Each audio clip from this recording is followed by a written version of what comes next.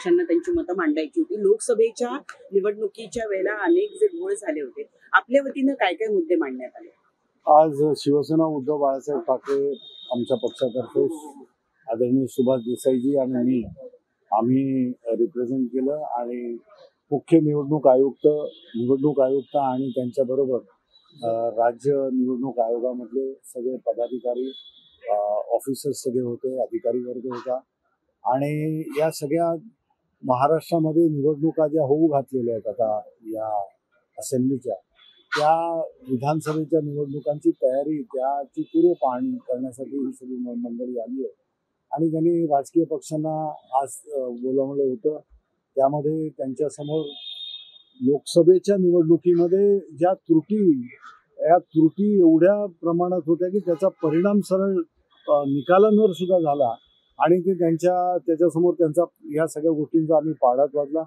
निवडणुकांमध्ये मतदार हा सगळ्यात महत्त्वाचा घटक असतो आणि त्या मतदाराला सोयी सुविधा मतदान केंद्रावर त्यांनी येण्यापासून तिथे मतदान करण्यापर्यंत त्याला एक ईज मिळावं अशा प्रकारचं जे वातावरण तयार करायला लागतं.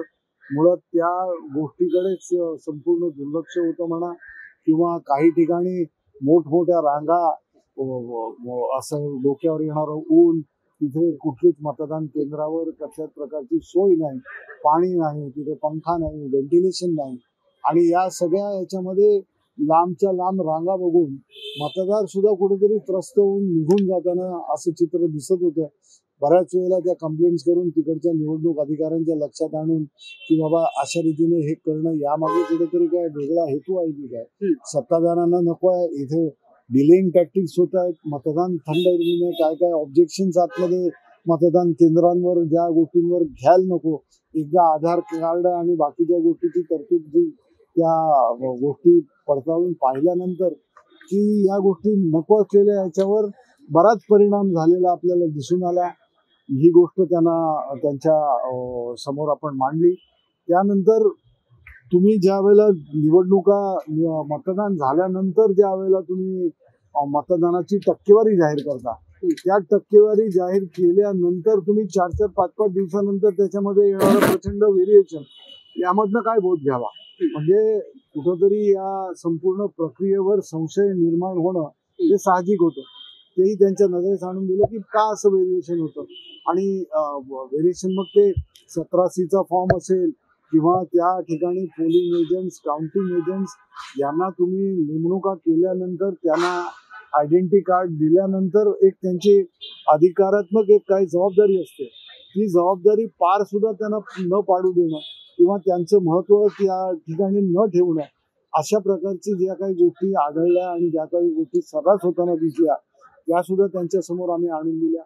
आज बऱ्याचशा गोष्टींमध्ये निवडणुकांची आचारसंहिता तुम्ही इथे लागू झाल्यानंतर त्या निवडणुकींच्या आचारसंहितांचं पालन सगळ्या पक्षांनी करणं अपेक्षित असतं, त्याप्रमाणे अधिकारी वर्ग लागलेला असतो.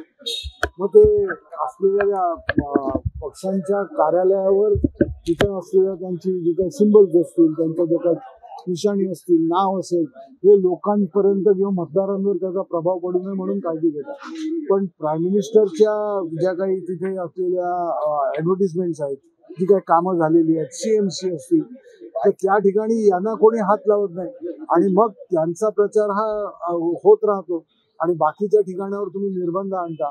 हाही जो एक दुजाभाव किंवा हाही जो एक डिफरन्स आहे, यावर तुम्ही कशा रीतीने हे करता.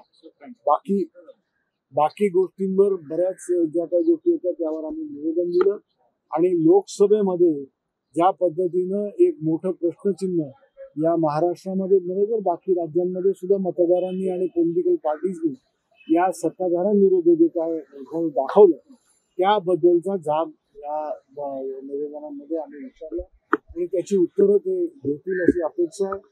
उत्तरांपेक्षा या वेळेला महाराष्ट्रामध्ये होऊ घातलेल्या विधानसभांमध्ये चोख अंमलबजावणी या गोष्टीची असेल आणि मतदार हा खरा या निवडणुकीतला मुख्य घटक असल्याने त्याला जे काही ईज पाहिजे, त्याला जे काही एक वातावरण पाहिजे आणि त्याला तुम्ही चांगल्या रीतीने मोठ्या संख्येनं आणि मोठ्या पर्सेंटेजमध्ये प्रवृत्त करणं, मतदान भरघोस करून घेणं, यासाठीची संपूर्ण व्यवस्था चांगल्या रीतीने कराल अशी अपेक्षा आहे. ते करतील ते आपल्याला कळेल.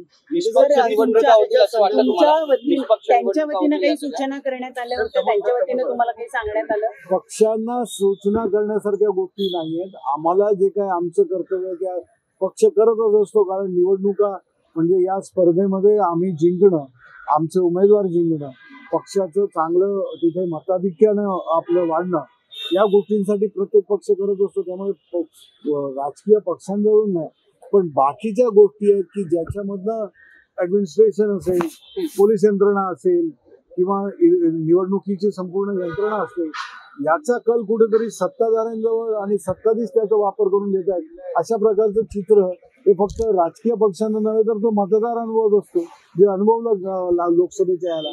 तशा प्रकारचं हे होऊ नये याच्यासाठी की आम्ही